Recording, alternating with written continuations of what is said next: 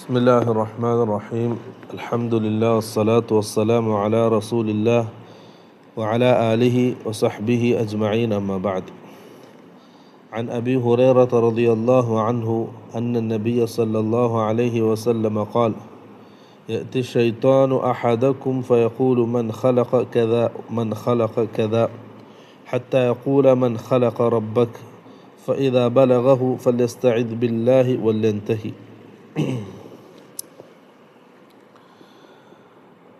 ദഫ്ഉ വസാവിസി നഫ്സ്, നഫ്സിൻ്റെ വസ്വാസുകളെ തടയുക എന്ന ഹെഡിങ്ങാണ്. അതിന് കീഴിൽ കൊടുത്ത ഹദീസ് അബൂ ഹുറൈറ റളിയല്ലാഹു അൻഹു ഉദ്ധരിക്കുന്ന ഹദീസ്, സഹാബിയെ സംബന്ധിച്ച് വിശദീകരിച്ചതാണ് മുമ്പ്. റസൂൽ സല്ലല്ലാഹു അലൈഹി വസല്ലം പറഞ്ഞു: യഅതി ശൈത്വാനു അഹദക്കും, നിങ്ങളിൽ ഒരാളുടെ അടുക്കലേക്ക് ശൈത്താൻ വരും.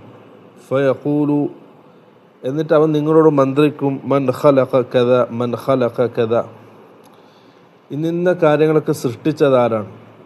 അങ്ങനെ കുറേ ചിന്തകൾ നിങ്ങളുടെ മനസ്സിലേക്ക് ഇട്ടുതരും.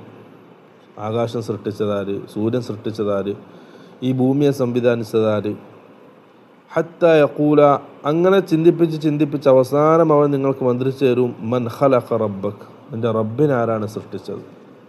അപ്പം മനുഷ്യനിങ്ങനെ ചിന്തിച്ചത് മനസ്സിൻ്റെ ഒരു വസ്വാസാണ്.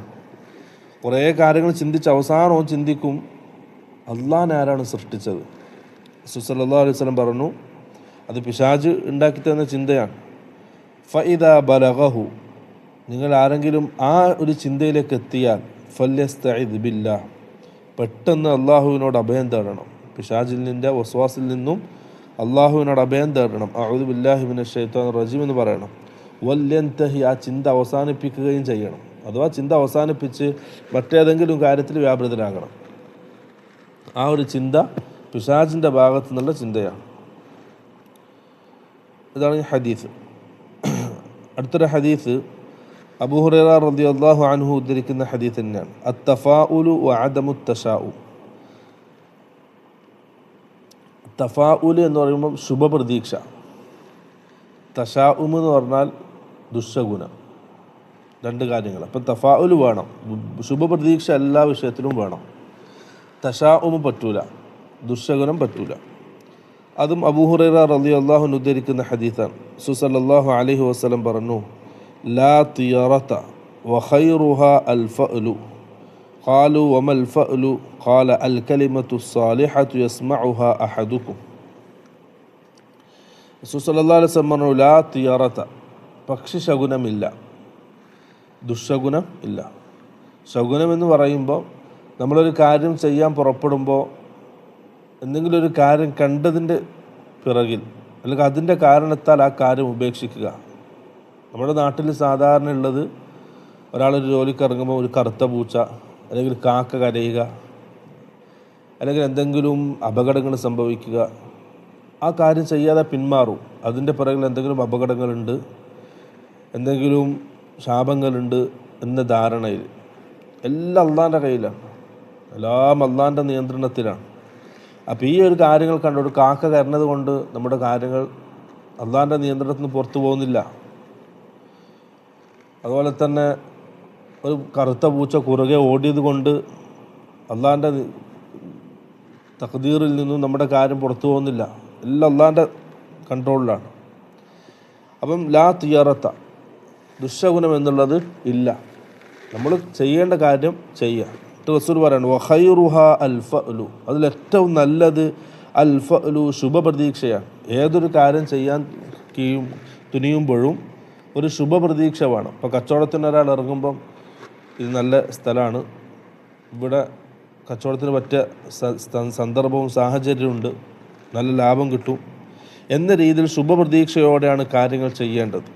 റസൂൽ ഇത് പറഞ്ഞപ്പോൾ സഹാബാക്കൾ ചോദിച്ചു, വമൽ ഫഅലു, അതാണ് റസൂൽ ഫഅല് എന്ന് പറഞ്ഞാൽ എന്താണ്, ശുഭപ്രതീക്ഷ എന്ന് പറഞ്ഞാൽ എന്താണ്?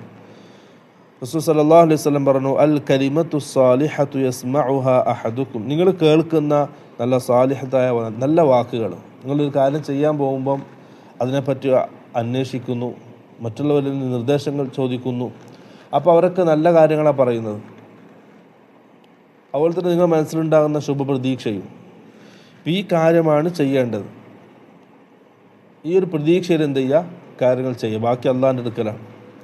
നേരെ തിരിച്ച് മറ്റുള്ള കാര്യങ്ങൾ കണ്ടതിൻ്റെ പേരിൽ എന്തോന്നിനെ പേടിച്ചിട്ട് നമ്മൾ കാര്യങ്ങൾ ഒഴിവാക്കുക എന്നുള്ളത് അതില്ല. അത് പിശാചിൻ്റെ ഭാഗത്തു നിന്നുള്ള ചിന്തയാണ്. ഈ രണ്ട് ഹദീസിൽ റസൂൽ സല്ലല്ലാഹു അലൈഹി വസല്ലം പഠിപ്പിക്കുന്നത്, ഒന്ന്, പിശാച് നമ്മുടെ ചിന്തക്ക്, നമ്മുടെ മനസ്സിൽ വസ്വാസുകൾ ഇട്ട് തരും, പല ചിന്തകൾ ഇട്ട് തരും. അപ്പം അള്ളാഹുവിനോട് അഭയം തേടി ആ ചിന്ത ഒഴിവാക്കി മറ്റൊരു കാര്യത്തിൽ വ്യാപൃതരാവുക. രണ്ടാമത്തത്, എല്ലാ വിഷയത്തിലും ശുഭപ്രതീക്ഷയോടെ അള്ളാഹുവിൽ തവക്കുലായിട്ട് കാര്യങ്ങൾ ചെയ്യുക. എല്ലാം അള്ളാഹുവിൻ്റെ നിയന്ത്രണത്തിലാണ്. നമുക്ക് ലഭിക്കാനുള്ളത് ലഭിക്കും, നമുക്ക് കിട്ടാൻ ഇല്ലാത്തത്, നമുക്ക് അള്ളാഹു രേഖപ്പെടുത്താത്തത് ഒരിക്കലും നമ്മളിലേക്ക് തേടി എത്തുകയുമില്ല. റസൂൽ സല്ലല്ലാഹു അലൈഹി വസല്ലം മറ്റൊരു ഹദീസിൽ സൂചിപ്പിച്ചതുപോലെ, മാ അസാബക ലം യകുൻ ലിയുഖ്തിഅക വമാ അഖ്തഅക ലം യകുൻ ലിയുസീബക. നിനക്ക് ലഭിച്ചത് അത് നിനക്ക് ലഭിക്കേണ്ടതാണ്, അള്ളാഹു തീരുമാനിച്ചിട്ടുണ്ട്, നിൻ്റെ മിടുക്കൊണ്ടൊന്നുമല്ല.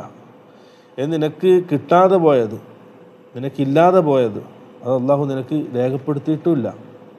അപ്പം ആ രീതിയിലുള്ള ഉറച്ച വിശ്വാസത്തിൽ, യഖീനിൽ, ശുഭപ്രതീക്ഷയോടെ കാര്യങ്ങൾ ചെയ്യുക, മുന്നോട്ട് പോവുക.